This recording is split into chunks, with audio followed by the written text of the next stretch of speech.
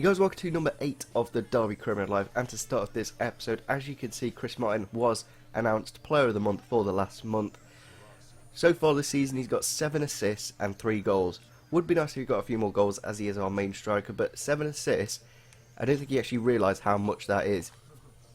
It's double and another assist. It's better than basically 2 of the best other assisters in the league and another assist, so it clearly shows how good Chris Martin is at just getting other players involved, of course. But as you can see, we have got the biggest game of the season against Nottingham Forest. A great way to kick off this episode. This episode altogether for the fixtures is absolutely fantastic. Some great derbies and some great opposition in this league. So let's go into this first game. Really can't wait to see how we do against Nottingham Forest. I have actually changed the sliders, so we're going to be on a bit of a more difficult stage, maybe somewhere in between Legendary and Ultimate. Not quite Ultimate difficulty, but definitely tougher than Legendary. So we are in the rain, which is always good for a derby game. Plenty of yellow cards are going to go out for this game, I reckon. I don't think I'm going to make any changes. I'm a bit, I don't know, do we leave low in for a big game like this? Maybe Forsyth would be a better equipped for this, but I think we just need to chuck them in the deep end and see how they do. Because I don't want to leave it until next season when we're in the Premier League, because then we're going to get even more tougher opponents. So I think we'll leave the lineup like this. I've decided to put Vyman in for Jordan Ibe. As you can see, Tom Huddleston, I don't know if you realised in the last episode, but his rating did actually go down. So quite surprised at that. Obviously, with only 37 stamina, it is very difficult to get in first team football. But nevertheless, into the game we go. I really hope we do win this one, though. It would be nice if they added multiple match commentary teams, because it is really boring having Martin Tyler and Alan Smith for every single game. It would be nice if there was a choice between, like, especially the Championship level, these two commentators wouldn't be commentating on this match. It would be lower tier commentators, if that makes any sense. Here are the Forest team walking out. It does look like a very strong team. Here's the Forest lineup then. They've got Daryl Murphy and Clough up front, Ben Osborne out wide, I reckon, and Barry Mackay on the right. Bridcut and Vaughan in the holding midfield role. Traore, Worrell, Mansion, and Derek Wire from Burnley. Somebody that was actually suggested in the comments, but I knew he'd even transferred to Forest. I checked, and then he was transferred to Forest. I was like, why have they suggested him? But it was a late deal, so maybe they forgot about that. But nevertheless, into the game we go. We are currently top of the table. Forest in 8th, so they're not doing too bad. They've only, they've lost 5 games, so they're not doing too well. So hopefully we can get the win in this game and kick off this episode very nicely. Ball into Kieftenbeld here. He hasn't got the best of shot, but Mansion has headed that over the bar. It would have been interesting to see if that deflected into the back of the net. That would have been a very interesting start. Darren Murphy on the attack here. Shot, and Carsten's had to push it out for a corner first 20 minutes. Seems like the AI are a lot more effective at placing their shots now. They don't just willy-nilly hit it and hope for the best. They actually seem quite effective, but there's a chance here to counter. All that here to Max Lowe. Going to try and find it into Lawrence. It's going to be a bit of a tough one, though, for him to get onto. He has managed it, though. Getting it into the box. Into Baluli. Straight into the keeper's hands. Not the most effective of headers. Maybe if Chris Martin made that run, probably would have been 1-0, but still, we're getting chances at both ends. Kieftenbeld, though, bringing the ball forwards here into Baluli on the edge. Can he get the finish? He's hit the shot, and it's gone straight into the keeper again. Like I was saying in the last episode, Baluli, there's a number of players that do need training, and Baluli is probably one of them.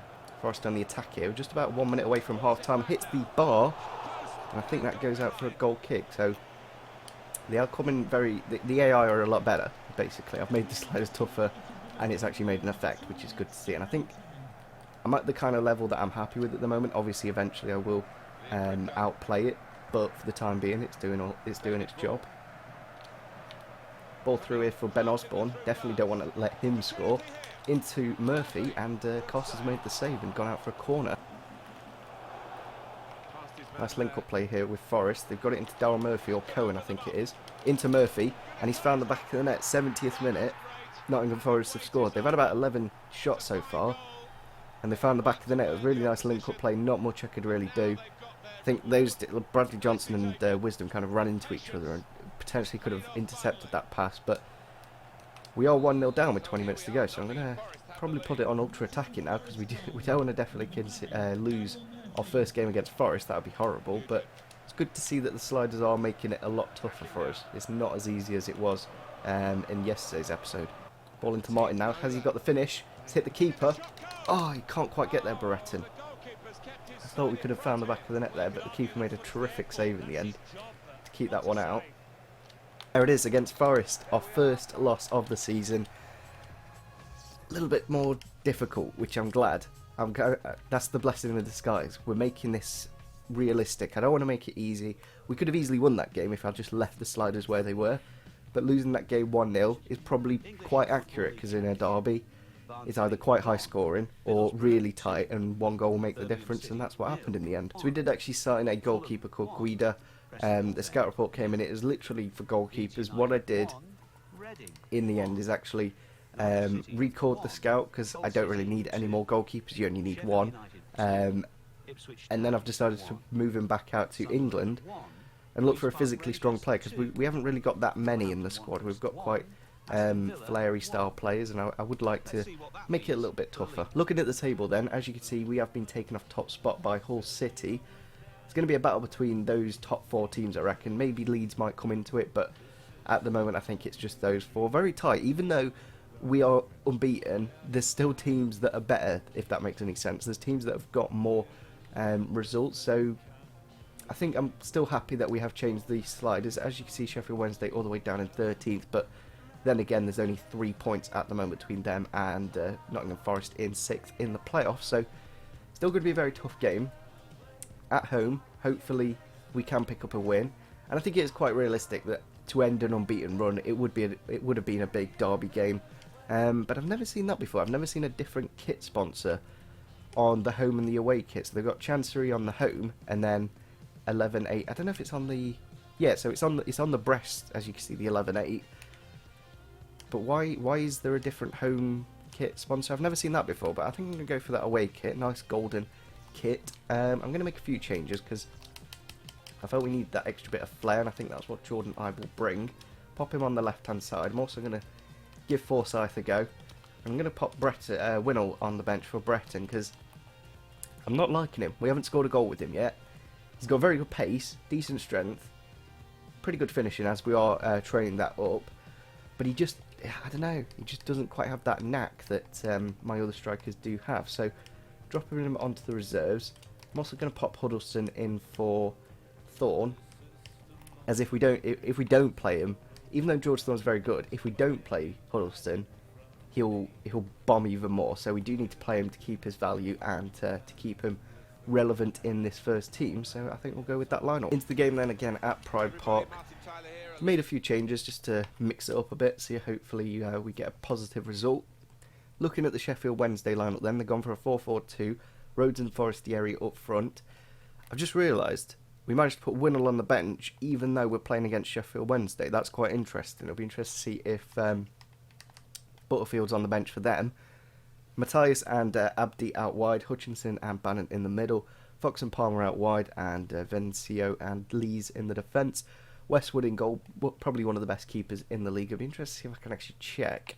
I think you can do it through performance, I want to say. So let me just quickly see if Butterfield's on the bench. Matthias on the ball here for the free kick. He's whipped it into the box. We have put Forsyth in, but he's not won the header, and that is Lees, I want to say, the centre-back. He's won that header. It's Fox, the left-back. He's won the header and really done a good job to put that in the corner of the net, and not the start we were looking for. Find it a lot tougher, of course, on these new sliders, which is nice. It's a lot more competitive. Forsyth missing out the header. I feel like if Carson used his right hand there instead of his left, he probably would have saved that. As you can see, he went over the top with his left. Or was it the other way around? I'm trying to think. I think, yeah, basically what I mean. If he used his other hand, that probably would have been saved. But keepers always, I don't know why they do it, but they always use their wrong hand to save. It's very weird, but not the start we were looking for. And at the moment, we're probably going to drop out of these top 2 positions. A tackle there from Wisdom to dispossess Sheffield Wednesday. On the attack now, Baluli against 1. Can he go past him? That is the question. He's got the skills, but the problem is he's not quite got the dribbling or the pace to go around him. So maybe going for someone different would have been more effective. But what I liked about Baluli is he's a different option to Vidra. Off the bench he'd be quite useful, but I think from especially with Chris Martin, they don't quite link up together. Corner for Sheffield Wednesday then. I'm kind of liking the fact that this is a lot more difficult, because when we do go to the Premier League, in the past, I've literally always got top half finish in the first season, which just isn't realistic. So on these new sliders, I feel like it'd be a bit more of a relegation battle, which I'm kind of hoping for. Because it'd be interesting to see if we do get relegated back down to the Championship, and then we have to go back up. Because that would be a more realistic career mode. In the past, I've got as a top half finish, and then I've gone into the second season and got European football. Close chance there by Lawrence, but nothing in the end. I do kind of like the fact he's on the right, because very good crosser of the ball, and we haven't quite used that feature yet this year. Ball into the back post, Lawrence with the header, and it is a brilliant goal. Baluli with the assist. But Tom Lawrence on the right hand side has got his third goal this season. I'm kind of liking this different wing options that we've got, with Lawrence on the right and Ibe on the left. It seems to be a little bit more effective. No chance for Westwood to make the save, obviously. Balili just waiting for Lawrence at the back post. Beautiful header across goal, and puts it into the back, and that makes it 1-1 and keeps this game alive. All over the top for Sam Winnell to run on to. He's won it against his former club, obviously. Be interested to see if we can get a few run of games for him and see if he can get some goals. Got the shot off, but it's straight down Westwood's throat. Gone past the man. I think we could get a chance here. Can actually see us potentially scoring from this. It's been saved by the keeper. Andy Vyman not quite getting the cross back in though. It's the edge to Kieftenbeld. Just going to try and dink this into Bradley Johnson. Chance to get one more throw of the dice in the box, but he's been pushed off the ball, and it's gone out for a full time. I'm kind of liking the fact that we're finding it more realistic. I do like that, because other than the goal they scored, there wasn't many chances for Sheffield Wednesday, so I think it's at the right level. We don't need to change the sliders anymore. We just need to make sure we get the wins in the future. Transfer offer here for Alex Pearce, 1.4 million, which is a very good price for essentially when he's on 6 months left on his contract. We're not playing him enough, and he's not going to grow, and he's got very low pace. He's got about 40 pace, which isn't amazing. So what I'm going to do is negotiate this deal, because it's something to do in between the two windows. Valued at 1.7, I reckon I could probably get 1.6 at least. It's a bit of a shame that no Chris Hughton, obviously a new manager, but like for some reason they've gone for Morgan Freeman instead.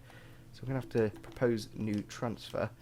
Going to go up to 1.6. In a way, I would have liked to go 1.7, but I don't want to piss them off, because 1.4 is a very good offer. They're willing to pay the 1.6. That's good to see. I think that's a very good price for Alex Pearce, a player that's probably played... I can actually check. Let me just quickly check how many games he's played. For a player that's only played 4 games this season, I think that is a very good price. He has played well in them, but at the same time, those games that we have played him in have been against like League 1 and League 2 opposition. A couple in the Championship, I can't quite remember. Maybe it was a lower tier team when we did have Leicester and West Brom. We obviously played a weaker team, and then we played the stronger team against the Premier League side. So, yeah, not exactly doing too well. And I think defence is one area we definitely need to improve, especially the centre-back position. Somewhere in the January transfer window. Lincoln City here coming in for a loan for Charles Vernam. I'm more than happy to accept that. I hope Vernam does accept that as well, because he's not going to get first team football. Well, he's not going to get any football at his club at the moment, as we have got an abundance of strikers. So hopefully we'll accept that. So into the next game then against Norwich, away from home at Carrow Road. It should be a official stadium as well, so that's good to see. Going to be using the alternate kit against their bright yellow kit. Looking at the lineup, I feel like Jordan Ibe did do quite well. So we're going to pop him back in. Also, I'm going to pop Johnny Russell on the bench for Vyman. And we're going to give Sam Winnell another go, because he did actually do quite decent. As you can see, Huddleston still low on fitness, even though he's had over a week to rest. Here we are then at Carrow Road, one of the Scan Championship stadiums. It's not exactly the most amazing stadium in the world, but obviously Norwich quite a decent side. So let's have a quick look at their lineup. They've gone for the 4-2-3-1 as well. Oliveira, the former Forest man, up front. Watkins on the right. Wilshere on the left. Naismith, and who's that in the holder mid? Tete and Harrison Reed, obviously from Southampton. Husband and Pinto on the fullback position. Zimmerman and Martin in the defence, and Martin McGovern in goal. Against the 4-2-3-1, I hope we do well, because well, it's the same, like for like, so we should be the better team. Norwich bringing the ball forwards here. It's gone into Oliveira with the shot. Carson has made the save. Nice link-up play with here, Norwich. They've gone through, and Carson has had to make a very good save from distance. from a close distance there. Obviously Harrison Reed making the run. Corner goes in now. Lawrence has almost won it, gone on the edge to Russell Martin. Jordan Ibe nicking the ball here. Can get this into Baluli. I mean, he's a bit of space. Gone past Martin. Gone past the other defender. Going to whip this into Martin. McGovern's made a very good save. I feel like the goalkeepers are a little bit more effective as well. Since the sliders have gone up. In the past, I've just managed to hit it from anywhere and it's gone in. But at the moment, I find it a little bit tougher. Martin gone round the defender. Can he get the shot off now? Yes, he can. Chris Martin with the first goal in the game, 56th minute. I was almost about to take him off as well in a couple of minutes' time. But with that goal, secured his place in the team for this game. Nice turnaround. I think it was Russell Martin as well. Martin against Martin. Pretty good Martin off. And fourth goal this season, also 7 assists. Shot here from Norwich. Very good save from Carson though. Ball through for Oliveira. Kera to cover though. Still got the ball there, Oliveira. With the shot, Keogh's blocked it, but it's still in the box and it's gone off the post. Still a chance, but it's gone over now. Jesus. Very easily conceded there. I don't know why that's glitched there in the top left. The Russell coming on for Jordan Ibe. That's been stuck there for about the last 10 minutes. There it is, full time against Norwich. A 1-0 victory in the end. Not the most convincing of victories, but it's what we had to do to win. Away from home, it's probably going to be a bit tougher. Apparently, you got an 8.7 rating. I'm not too sure how they judge that. Let me just have a quick look. So he got an assist, in fairness, but it was more Martin making the goal than Baluli. He's got pretty decent pass completion, very good dribbles completion, but he doesn't really affect the game, if that's makes any sense. Look at that final product that Norwich finished with. They made a lot of subs at the end. I'm not too sure what they were trying to go for with that, but yeah, we managed to get the win and should be top of the table. As you can see, Charles Vernam has been loaned out and Alex Pearce has been sold. I'm quite happy with that bit of business. We've got an extra mil there to play with in the January window. Obviously, we're going to have to look to replace Pearce. But the thing is with Pearce, you could actually bring back Rawson. That's an option I could always look at. But we're going to go into this last game against Leeds United now. Probably going to use the alternate kit again, as they do have a white home kit. Not quite as big of a derby against Forest, but still a pretty big game. As you can see, fitness is a bit of an issue. So we're going to have to make a few changes here and there, but hopefully the side isn't too weak. We are then against Leeds. Going to be a very different side to the team they had last season. Obviously, no Chris Wood up front. They've now got Lasonga from Hamburg, I think it is. Siaz and Dallas out wide. Eliaski in the right wing position. And Vernita and, who's the other one? Phillips, I want to say. Yeah, Phillips in the holding midfield role. Bosworth, Jackson and Luke Ayling in the fullback positions. Ponson Janssen and Liam Cooper, player we were looking at the start of the season, and Wiedwald in goal. So, very tough team. Obviously, Lasonga up front, a very good, effective striker. And a good way to end off this episode with some really good fixtures, actually, in this one. Saiss with the ball. He's gone into the box with the shot. Carson with the save, but the rebound goes straight back out to Saiss. And he has made it 1-0 just before half-time at Elland Road, of course. Good, just little step overs and then eventually gets the shot off. Goes past Carroll pretty easily, and yeah, Carson on the ground really can't do much about it. He made a good chance to keep it out, but 6 goals this season, one of the best goal scorers in the league, and not the way we wanted to go into the second half, to be honest. I don't know why I keep doing these really poor passes instead of just keeping it for a bit and building up. Half time then against Leeds, currently 1-0 to them. Probably do deserve it, in fairness. But yeah, we are finding it a little bit tougher. Obviously, had to make a lot of changes due to fitness. Hopefully, we can get the equaliser though pretty soon. He's on the ball here, looking for win. Oh, he's gone past one. Can't quite get the shot off though, and it's gone down for a penalty. He managed to get the shot off. It was in the keeper's hands, and then I think that's Pontus Janssen took him down. Or is it Cooper? It's Cooper.